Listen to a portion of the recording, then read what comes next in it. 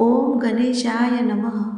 बुधवार का व्रत विघ्नता भगवान श्री गणेश और बुद्ध देव को समर्पित है और यह व्रत बुद्धि, ज्ञान, व्यापार और संचार कौशल में सुधार करता है। बुधवार का व्रत करने से बुध ग्रह की अशुभता दूर होती है और करियर में सफलता, धन, सुख, समृद्धि तथा मानसिक शांति की प्राप्ति होती है। तो आइए आज हम सभी पूर्ण श्रद्धा और विश्वास के साथ बुधवार की कथा श्रवण करते हैं। मित्रों, बहुत पुरानी बात है, इतनी पुरानी की समय के धंधुलकेत में भी उसकी छाया आज तक टिमटिमाती दिखाई देती है। उन दिनों धरती पर जीवन आज की तरह तेज भागता हुआ, शोर से भरा हुआ नहीं था, बल्कि प्रत्येक प्राण की पहली किरण जब ओस से भरी धूप पर गिरती थी, तब पूरा वातावरण किसी अनदेखे देव के चरण स्पर्श से कांप उठता था। गांव के आंगन कच्ची मिट्टी की सुवास से महकते, चौकियां गोबर से सनी होती और नीम की शाखों पर बैठे कोयल व पीले कठफोड़वे अपनी रुंझुन सी मधुर कुंजनों से वातावरण में जैसे कोई अलौकिक वीणा नाद भर देते। ठीक उसी समय जब प्रथम किरण धरती पर अपनी सुनहरी उंगली फेरती, लोग अपने छोटे छोटे घरों से निकलकर तुलसी चौरे पर दीप प्रज्वलित करते और धीमे स्वर से कहते, जय मंगल मूर्ते गणपति देवा। ऐसे लगता था मानो स्वयं आकाश रुककर उस जप को सुन रहा हो और वायु अपनी दिशा रोककर भक्ति के उस स्वर को अपने भीतर समेट लेना चाहती हो। ऐसे ही एक पवित्र वातावरण में हमारी आज की कथा आरंभ होती है। एक कथा जो केवल सुनाई नहीं जाती बल्कि आत्मा में उतरती है, केवल कानों तक नहीं जाती बल्कि मन के सबसे गहरे कोने में जाकर एक शांत सरोवर की तरह ठहर जाती है। पहाड़ों से घिरे एक छोटे से गांव में भानुशंकर नाम का एक वृद्ध ब्राह्मण रहता था। उसका घर बिल्कुल साधारण, मिट्टी की दीवारें, छप्पर की छत और सामने नीम का प्राचीन वृक्ष, जिसकी शाखाओं पर बैठी धूप भी जैसे शालीनता से छन कर आती थी। भानुशंकर के घर में सब कुछ कम था, धन भी साधन भी, लेकिन श्रद्धा इतनी प्रबल थी कि लगता था जैसे उनके घर की देहरी पर देवताओं की परछाइयाँ रोज संध्या बेला में आकर बैठती हो। गांव के लोग कहते थे कि भानुशंकर के आंगन में देवता भी चप्पल उतार कर आते हैं, क्योंकि वह व्यक्ति मन से इतना निर्मल, वचन से इतना सौम्य और आस्था से इतना अडिग था कि उसके आसपास का वातावरण स्वयं पवित्र हो जाता था। भानुशंकर की एकमात्र संतान थी विलास। युवक हृदय से अत्यंत अच्छा था, परंतु मन अत्यंत चंचल। उसकी बुद्धि कभी धुंधली, कभी वह उत्साह से भर जाता, कभी निराशा की धुन में खो जाता। काम करता तो कौतुक से, पर थोड़ी सी बाधा आते ही वह सब कुछ छोड़कर बैठ जाता।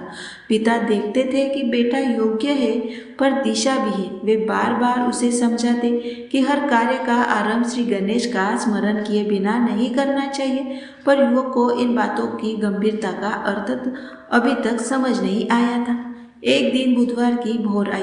नीले आकाश में हल्की लालिमा छा रही थी और हवा में धूप, मिट्टी और ओस की मधुर गंध थी। ऐसी सुबह थी जिसमें मन अपने आप ही प्रार्थना बन जाए। भानुशंकर ने अपने बेटे को पुकारा, विलास उठो पुत्र, आज बड़ा पवित्र दिन है। पहले मंगल मूर्ति के दर्शन करके आओ, फिर दिन का आरंभ करना।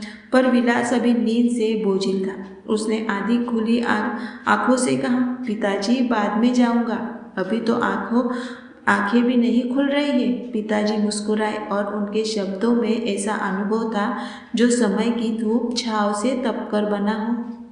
पुत्र, जो मनुष्य सुबह के पहले पहर को खो देता है वह दिन के सारे अवसर को खो देता है, और जिस दिन की शुरुआत मंगल मूर्ति से न हो वह दिन मन में उलझने ही देता है। इन शब्दों से विलास के भीतर एक अनकही हलचल पैदा की। वह उठा, कुल्ला किया और मंदिर की ओर बढ़ चला। रास्ता बिल्कुल शांत था, जैसे हवा भी किसी प्रतीक्षा में हो। मंदिर प्राचीन था, पत्थरों की सीढ़ियां समय की मार से घिस चुकी थी, पर उन हजारों भक्तों द्वारा चढ़ाए गए दीपों की काली, फूलों की महक और मंत्रों की गूंज आज भी सजीव थी। मंदिर के भीतर प्रवेश करते ही ऐसे लगता था कि बाहर की दुनिया कहीं दूर रह गई हो, मोम की तरह पिघलती हुई, और भीतर बस शांत एक दिव्य प्रकाश की धार बह रही हो। गर्भगृह में स्थित गणेश प्रतिमा अत्यंत सौम्य थी। उन पर वर्षों से चढ़ाए चंदन के लेप ने उसे अभावमय बना दिया था। दीपक की लो उसकी सूंड के पास टिमटिमा रही थी और उस प्रकाश में लगता था मानो प्रतिमा मुस्कुरा रही हो।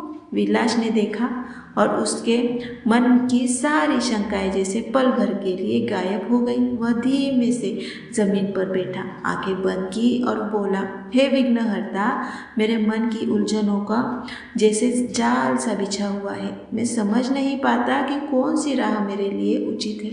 यदि मेरी बुद्धि भ्रमित है तो आप ही मार्ग दिखाइए। जैसे ये शब्द उसके ओठों से निकले, मंदिर के भीतर एक हल्की हवा चली। दीपक की लो अचानक बिना डगमगाए ऊंची हो गई, मानो किसी अदृश्य हाथ ने उसे स्पर्श किया हो। वातावरण में एक शांतिमय कंपन फैल गया। उसी समय मंदिर के भीतर एक वृद्ध साधु बैठे थे, नीलबद्री वस्त्र पहने, जटाजूट बंधी हुई और आंखें बंद किए हुए। उन्होंने बिना आंखें खोले ही कहा, पुत्र, विघ्न बाहर नहीं होते, विघ्न मनुष्य के मन में जन्म लेते हैं। और जब मनुष्य गणपति का स्मरण करता है तो पहले उसका मन शांत होता है, फिर कार्य सरल होने लगते हैं। विलास आश्चर्यचकित होकर साधु की ओर देखता है। साधु ने कहा, आज से हर कार्य से पहले श्री गणेशाय नमः कहना। बुद्धि तुम्हारे साथ चलने लगेगी और राहें स्वयं समतल होती जाएगी। विलास ने उस दिन से ऐसे ही किया और धीरे धीरे उसका जीवन बदला। उसके भीतर धैर्य आया, उसका मन स्थिर हुआ और व्यापार में उन्नति होने लगी। लोग उसके बदलते हुए जीवन को देख हैरान होते, कहते, जब मंगल मूर्ति किसी पर दृष्टि डाल देते हैं तो उसकी किस्मत बदलने में देर नहीं लगती। अब कथा दूसरा का अध्याय, अब जो और भी प्राचीन और भी भावनात्मक है।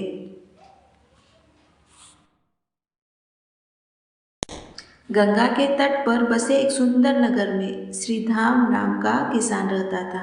उसका घर साधारण पर भीतर ऐसी पवित्रता थी कि लगता था मानो हर ईंट पर किसी देवता का आशीष अंकित हो।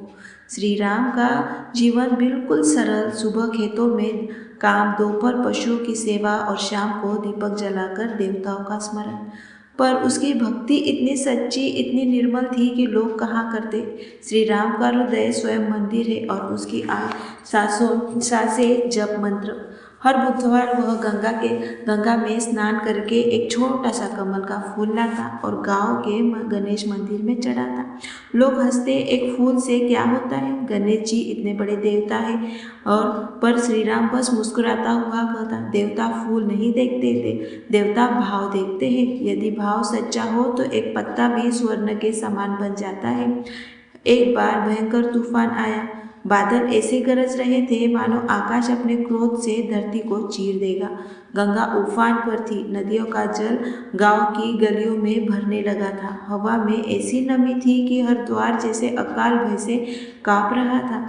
श्री राम की पत्नी ने कहा, आज मंदिर मत जाना, राहें मिट्टी से भरी है, पानी कमर तक है, कहीं गंगा का बहाव कोई अनहोनी न कर दे। पर श्री राम ने उसकी आंखों में देखते हुए शांत स्वर से कहा, यदि भक्त का मन भय से भर जाए तो देवता भी उसके घर तक नहीं पहुँचते। मेरा कर्तव्य है कि मैं आज भी अपने गणेश को उनका फूल दूँ। वह कमर तक पानी से गुजरता हुआ कीचड़ से धंसते कदमों से धीमे धीमे मंदिर पहुंचा। पर मंदिर पहुंचकर देखा दरवाजा बंद था। पंडित नहीं आए थे। चारों ओर अंधेरा, वर्षा की बूंदों की मार और हवाओं की कहार, जैसे सारा विश्व थर्राया उठा। पर श्री राम ने हार नहीं मानी। उसने मंदिर के बंद दरवाजे के सामने बैठकर दोनों हाथों में कमल का फूल लेकर कहा, हे विघ्नहर्ता, मैं तो आपके द्वार तक आ गया हूँ, चाहे आज आपके द्वार बंद हो मेरा मन आपके लिए खुला है, मेरी भक्ति स्वीकार करना। उसने फूल दरवाजे की दहलीज पर रख दिया और उसी क्षण मानो किसी अलौकिक शक्ति ने पृथ्वी को छू लिया। मंदिर के भीतर से घंटी की ध्वनि सुनाई दी, धीरे धीरे बढ़ती हुई, जैसे स्वयं किसी देवहंस ने झंकार दी हो। फिर दरवाजे की लकड़ी अपने आप चरमराई और पल भर में द्वार खुल गया। मंदिर के भीतर रखा दीपक, जो आधा बुझ चुका था, अचानक तेज प्रकाश से भर उठा, जैसे उनमें प्राण जग गए हो। गणेश प्रतिमा पर एक सुनहरी आभा छा गई और श्री राम ने आंखों को लगा कि प्रतिमा ने उसे देख मुस्कुरा दिया। वह रो पड़ा, प्रभु मैं एक फूल ही लाता था और आपने मुझे आशीर्वाद का सागर दे दिया। उसी दिन से उसका जीवन बदलता चला गया। खेतों में उपज बढ़ी, घर में सुख आया और गांव वाले कहते, सच्ची भक्ति चाहे तूफान में जन्म ले, पर उसका फल शांत समुद्र जैसा होता है। गणेश जी उस भाव को कभी व्यर्थ नहीं जाने देते। अगर आपको यह वीडियो पसंद आए तो इसे लाइक करें, कमेंट करें और अपने दोस्तों के साथ ज़रूर शेयर करें। जय श्री गणेश।